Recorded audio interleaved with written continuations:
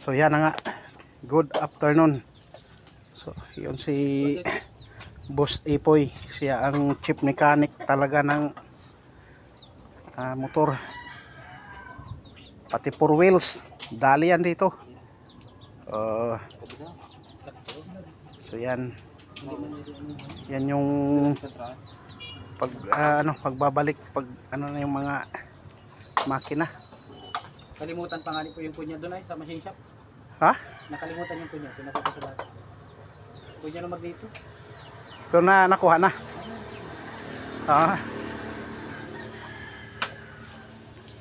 Pinapakita ko yung sa isa. Yung sa kinuha ko ng type gear. Oo. Kunya lang naman yun. Hindi pa pala ito. Nandiyan pa yung kunya. Wala. Ay, paano ba't dinala mo pa yan kung walang kunya yan? Ha? Hirap pala. Paano mo mag-ari? Hirap pala ang ulo mo eh. Pero ang top. Meron pa yan? Hindi niya.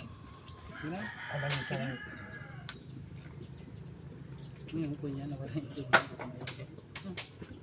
Tapong yan. Natapon ko talaga yan. Hindi man ako nagkasigarin dito eh. Kayo lang mga bad bad influence kayo sa akin. Alam niyo tumigil na ako dyan. Gustong-gusto niyo pang Ayan. sarap. Energy drink. Ayan. Ano pa nasabi mo? Ano pa? Ano nasabi mo kanina? Wala. Natigil lang ako pag walang pambili. Kasi pag may pambili pa, tuloy. Ang laki ng puhunan natin dyan ah. Tapos bigla itigil. Mga kalukad. Pero ako natigil ko rin ng Ibig sabihin mo, nagayosi ka rin. ay, kargado ako ng bisyo dati. Gargado. Kargado. Pero nung tumigil ako yan, lumubo ang katawan ko. Kargado ng bisyo. Oo. Lahat po, sinubukan. Ay, lasinggero rin akong numero 1 noon. Oo. Sige, patamay ako. Para Pag ano pa eh, pag ikaw hindi nakapagsilumas maski mga 2 oras eh, gutom na gutom. Yaman sa akin makina. Tsaka pag nagyuyusi ako dati, 3 kaha talaga yan maghapon. Malburong red pa yun. Ay, yun ang kaligayahan ko nung pero sa awa naman ni Lord na ano din. Naitigil din naman. So yan na. Pakinggan natin yung andar niyan kung ano ang sistema nung ginawa natin. Yung mga pinagpapalta natin. Kaso na pambiling gasolina, wala na tuloy ako. Meron ko naman. May ano pa, kaya pang mapaandar. Pilip na ilip yung aking anak eh. Pasama-sama. Iniwan ko sa bayan. Hindi na daw sinasama. Ayan na. So, pinapalitan talaga natin ang bagong stator kay talagang inabot ng kuwan. Naroon yung lumang stator. Sila naman yung nagalukad. Ayos na pala dito, makaamoy lang ng ano ay lukad na. Doon pa sa inyo luto-luto. Ay luto-luto doon. Mura po ang kilo ng hilaw na. Mura ang kilo doon, 5 piso ang kilo ng hilaw doon.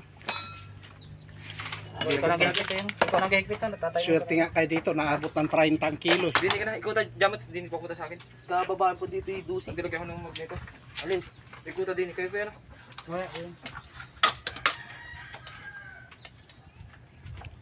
Yun yung nagakupras, nagalukad.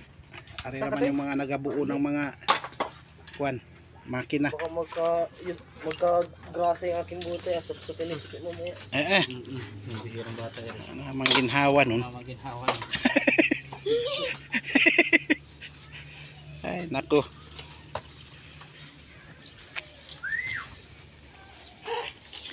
Napawildingan mo rin yung ano, yung nagaluwag nung ano dyan. Pakitaan to, saka yung Bendix drive. Ganun pala yun. Tapos may Bendix na rin po, may bagong Bendix na.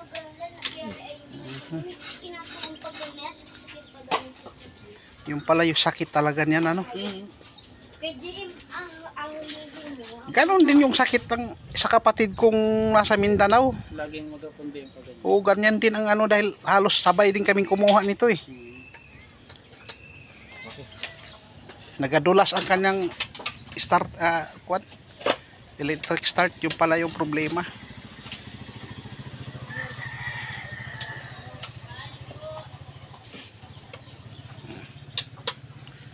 So thank you mga kabiyaheros, biyaheras natin dyan, ano, na sa patuloy ninyong pagsubaybay sa aking small channel, Alfred Uhaw TV Vlogs.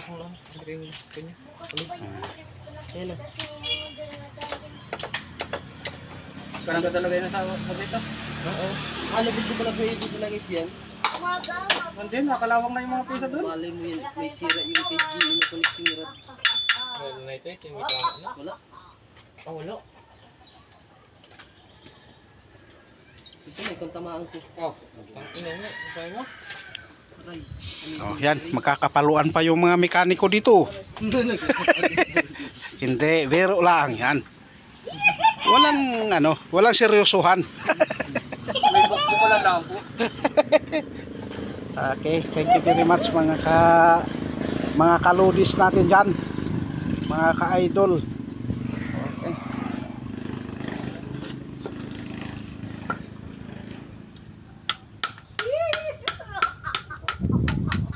Okay. Maraming salamat po. Siya, mga kalukad. Oh. Mga kalukad. Shout out mga kalukad, mga ka-farmers. Okay.